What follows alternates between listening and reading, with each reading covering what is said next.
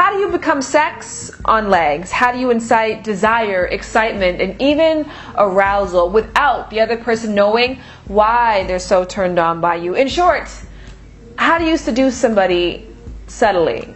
Chilling with your friends and your waist tattoo. I just wanna stare, but your face bad too.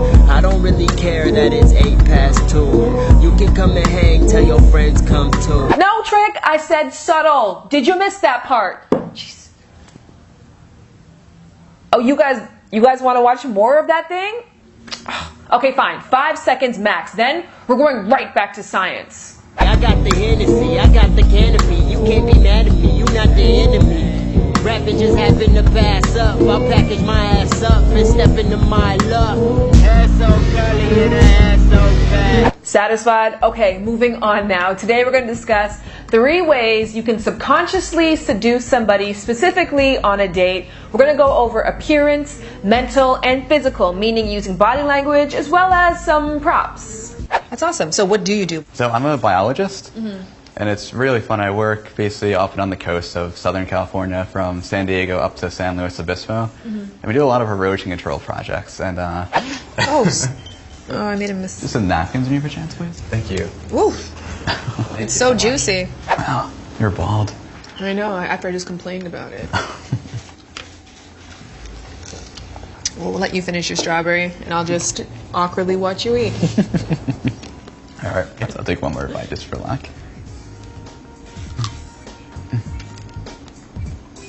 Number 1, appearance. I've discussed this in another video, but in ancient times, makeup was used to make women appear more fertile. When it comes to skin, you want a dewy, glazed, bronzed goddess look. Think summer nights in New Orleans. Now, when it comes to the face, for blush, you want a nice flushed cheek, that feeling that you're a little embarrassed and a little hot and bothered right now. Speaking of hot and bothered, lip color. You're gonna go a couple shades darker than your actual natural lip. So almost a neutral shade, just bump it up 1 or 2 more. Now, pupils have to look dilated because that is a sign of attraction. That is why black eyeliner and mascara are definitely your friends. Last but not least, when it comes to what you wear on a date, you want to draw eyes to your target areas. My neck lines and my shoulder lines tend to be my most sensual part, and that is where I want to draw attention to when I'm trying to seduce. Finally, let's talk about the physical, honey. First and foremost, body language. Now, eye contact, of course, is an obvious one.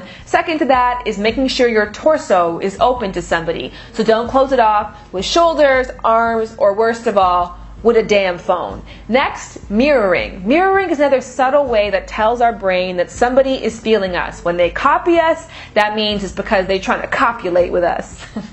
In addition to that, we are drawn to those who are drawn to us. There's this thing called sticky eyes. And sticky eyes is when you are caught staring at something, but you hold it just for a little while longer. And then when it gets really tense, you look away slowly. And so you can do sticky eyes not just with eyes.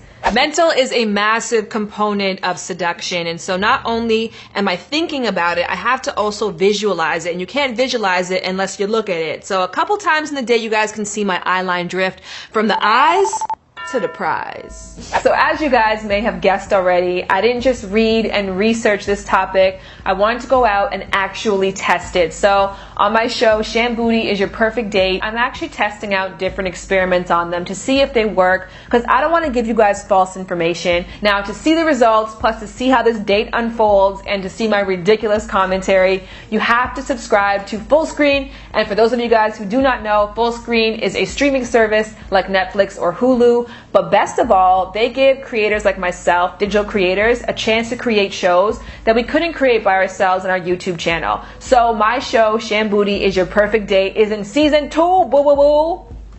I don't know what that was. If you are an AT&T customer, you get 1 year for free. Everybody else gets 1 week for free, which is enough time to watch all of season 1 plus half of season 2 at this point. And if you want to stay on to support and watch other dope creators like Shay Mitchell, Tim DeLaGhetto, Shane Dawson, and more, it is $5.99 per month. I love it. I think you guys will love it as well too. If you want to see more of the show, here's a little trailer, but then come back after the trailer because I have a really personal struggle pertaining to seduction that I want your guys' advice on. This season, we're gonna try 10 different experiments on 10 different first dates. The question is, which one's gonna work for you?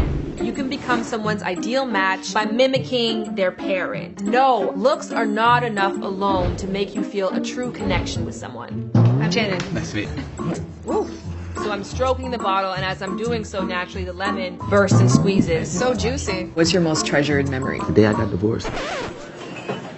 I'm joking. Oh, sorry, I wasn't listening. One more time? I could tell. I'm sorry, I was distracted. This is dating etiquette 101. Pay attention. It's the beauty inside is everything. My hypothesis, 80% of my subjects will say yes to a second date, and 8 out of 10 of my experiments will be a success. I think the experiment's working. The reason why, guys, I research sex, love, and relationships is because in many ways it doesn't come natural for me, and I almost have to know what to do because it doesn't fluidly come. And so in terms of seduction, I feel like because I grew up in a co-ed sport, I did track and field my whole life, I had to learn to turn that side of myself off a lot. I do struggle with that side because it can feel selloutish. I think it can turn people off or can turn women off. And I met with a PR agent who was saying to me, I don't get, why don't you post more sexy photos, or why don't you put yourself in that light more? And I'm like, I almost feel like it would conflict with the fact that I actually know what I'm talking about. Because if you heard sex expert and you saw me in a bikini, you might think, oh, I know how she got that title. And so I've never wanted to give that impression off. But at the same time, am I alienating myself from success by refusing to use the tools at my disposal? Tools that I know work, and I know why they work, because at the end of the day, we're all sexual creatures, which is why sex sells. And so I guess I'm asking your guys' advice. And also for your own experience. How have you utilized sex and sexuality in your world? Do you use it as a tool? Do you use it to your advantage? Or do you think that it actually has the exact opposite effect? To be or not to be sexy? That is the question. Seductive? Yes, I can do seductive. Sexy? Sitting on the balcony, probably sitting on top of me, rolling it properly, licking it constantly. What a monopoly, giving you honesty, giving me odyssey, giving you quality. Mama be proud of me, I swear that. Hair so curly and her ass so fat, hair so curly and her ass so fat.